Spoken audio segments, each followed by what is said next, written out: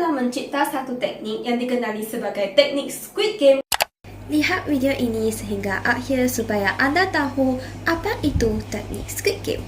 Hai semua, dalam video ini saya akan kongsikan cara-cara untuk mendapat markah tinggi bagi soalan 1 hingga soalan 5 bagi KSSM Bahasa Melayu Kertas 2.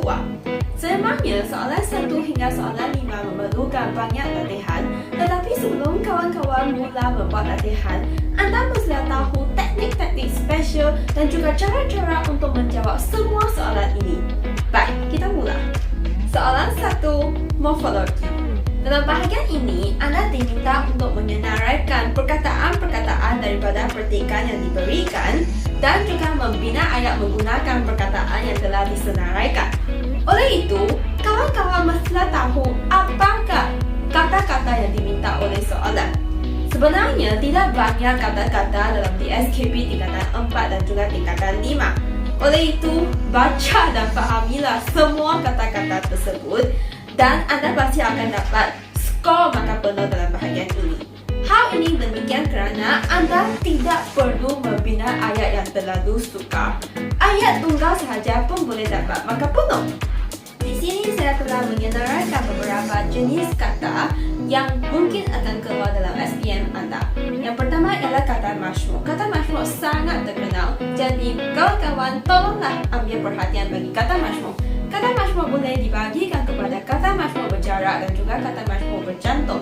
Kata masyhur berjarak ialah kata-kata seperti ibu bapa, jalan raya, gejala sosial, dan kata masyhur bercantum tidak banyak saja seperti antarabangsa, beritahu, bumi putera, kaki tangan. Okey. Yang kedua ialah kata ganda yang boleh dibagi kepada yang penuh, separah, berentak dan juga berimbuhan. Kata ganda penuh ialah yang paling adalah kata ganda yang paling mudah seperti murid-murid, guru-guru, dan kata ganda separah ialah kata ganda seperti jejari, lelaki. Kata ganda berentak ialah kata seperti kuih muih, gotong royong, huru hara dan juga cerai berai. Bagi kata ganda berimbuhan, kata ganda ini juga sangat mudah, berdolar-dalik, bermain-main, berlompat-lompat, tumbuh-tumbuhan. Semua ini merupakan kata ganda yang akan dikeluarkan.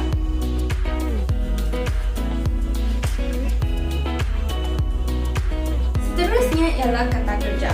Kata kerja boleh dibagi kepada kata kerja transitif dan juga kata kerja tak transitif. Kata kerja transitif ialah kata kerja yang ada objek selepas kata kerja tersebut. Kata kerja tidak transitif ialah selepas kata kerja tiada objek. Sememangnya, cara yang paling mudah untuk membahagikan kata kerja transitif dan juga kata kerja tidak transitif ialah sekiranya kata kerja tersebut dapat digunakan dalam ayat pasif. Maksudnya dia boleh tukar kepada ayat pasif, maka kata kerja tersebut merupakan kata kerja transitif. Dan sememangnya, small tips here, kata kerja tidak transitif boleh dibagi kepada kata kerja tidak transitif, berlengkap, berpelengkap dan juga tidak berpelengkap. Seterusnya kita ada kata tunggal yang juga dikenali sebagai kata dasar seperti tulis, baca, lukis. Dan cara yang paling mudah dan paling baik untuk membina ayat menggunakan kata tunggal ialah guna dialog atau guna ayat pasif. Kerana cara ini tidak menggunakan apa-apa imbuhan.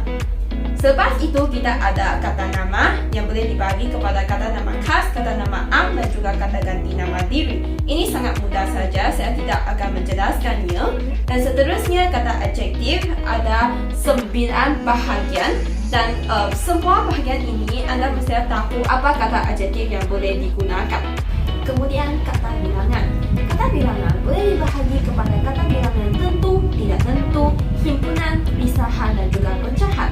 Kata bilangan tentu ialah kata bilangan seperti 1, 2, 300, 400. Dan kata bilangan tidak tentu ialah kata bilangan seperti semua, segala, beberapa. Bagi himpunan, beratus-ratus, bertiga-tiga, berdua-dua. Dan bagi kata bilangan pisahan ialah kata bilangan seperti masing-masing, setiap. Dan juga kata bilangan pecahan ialah kata bilangan seperti separuh, setengah, sesetengah, 2/3. kita ada kata terbitan. Kata terbitan juga merupakan salah satu kata yang amat terkenal bagi SPM Trial 2021, dan kata terbitan boleh dibahagi kepada dua kumpulan. Kumpulan yang pertama ialah kata bilangan awalan, sisipan, akhiran dan juga apitan. Dan kumpulan yang kedua ialah kata kerja terbitan dan juga kata nama terbitan. Bagi kata terbitan awalan, imbuhan telah ditambahkan di hadapan perkataan tersebut. Bagi kata terbitan sisipan, imbuhan akan ditambahkan di tengah, seperti gemilang, cemerlang, telapak. Dan bagi kata terbitan akhiran, imbuhan ditambah di akhir. Dan bagi kata terbitan apitan, imbuhan akan ditambah di depan dan juga di belakang. Seterusnya ialah kata bilangan kata kerja terbitan. Hal ini kata kerja terbitan bermaksud imbuhan akan ditambah dan menjadikan perkataan tersebut sebagai satu kata kerja. Dan bagi kata nama terbitan, imbuhan akan ditambahkan dan menjadikan kata perkataan tersebut menjadi kata nama. Lepas itu, kita ada kata pemberi yang paling mudah ialah ialah dan juga adalah. Kemudian kita ada kata jamak. Kata jamak adalah kata seperti ramai, parah, segelintir, kebanyakan, sebilangan, seluruh dan juga semua. Dan seterusnya kita ada kata bantu. Kata bantu dibagi kepada dua, iaitu kata bantu yang digunakan bersama kata kerja seperti harus, perlu, mesti, wajar, hendaklah dan juga patut. Dan juga kita ada kata bantu yang digunakan untuk menerangkan masa seperti pernah, masih dan akan. Seterusnya kita ada kata penguat. Kata penguat digunakan Seterusnya kita ada kata penguat. Kata penguat akan digunakan sebelum kata adjektif seperti paling, agak dan juga terlalu. Soalan 2, sintaksis. Sintaksis merupakan bahagian yang paling mudah untuk mendapat markah penuh. Selepas membuat analisis, saya mendapati bahawa hanya 8 jenis sintaksis yang akan keluar. So, saya berharap kawan-kawan dapat buat latihan untuk 8 jenis sintaksis ini supaya anda semua dapat mendapat markah penuh dalam bahagian ini. Sintaksis jenis pertama, jenis-jenis ayat. Jenis-jenis ayat ini boleh dibahagi kepada dua kumpulan. Bagi kumpulan satu agak mudah sahaja, iaitu ayat penyata, ayat seruan, ayat tanya dan juga ayat perintah. Bagi kumpulan dua, ayat-ayat ini merupakan ayat perintah. Tetapi ayat-ayat ini boleh dibahagi kepada ayat larangan, ayat silaan, ayat permintaan dan juga ayat suruhan. Sintaksis jenis kedua dan juga ketiga, jerakikan ayat dan juga menggabungkan ayat. Anda semua mesti tahu cara-cara untuk menggunakan kesemua kata hubung yang saya telah senaraikan dalam skrip tersebut. Hal ini demikian kerana untuk menjerakikan ayat, anda perlu mencari kata hubung dan juga menyenaraikan ayat-ayat daripada menyenaraikan ayat tunggal daripada ayat majmuk tersebut. Untuk menggabungkan ayat, anda perlu menggunakan kata hubung tersebut untuk menggabungkan semua ayat tunggal. Sintaksis jenis keempat ialah pola ayat. Pola ayat ini juga merupakan sintaksis yang paling mudah kerana anda hanya perlu menganalisis ayat tersebut kepada subjek dan predikat dan mengenal pasti sama ada predikat tersebut merupakan FN, FK, FSN ataupun FA. Sintaksis jenis kelima ialah bina ayat tanya. Soalan akan beri anda satu petikan dan soalan akan gariskan sebahagian tertentu dalam petikan tersebut yang merupakan jawapan bagi ayat tanya anda. Jadi mengikut jawapan yang telah digariskan, anda haruslah membina ayat tanya menggunakan kata tanya yang saya telah senaraikan di sini. Dan sintaksis jenis ke-6, ke-7 dan juga ke-8 merupakan sintaksis yang mudah seperti subjek dan predikat. Soalan akan memberikan anda satu ayat ataupun satu petikan. Anda hanya perlu menganalisis dan tuliskan mana itu subjek, mana itu predikat. Dan bagi ayat susunan songsang juga sangat mudah sahaja. Carikan subjek dan juga predikat dalam soalan tersebut dan hanya tukarkan, songsangkan subjek dan juga predikat tersebut sahaja. Dan bagi sintaksis jenis ke-8 ayat pasif dan juga ayat aktif, tukarkanlah objek kepada hadapan dan juga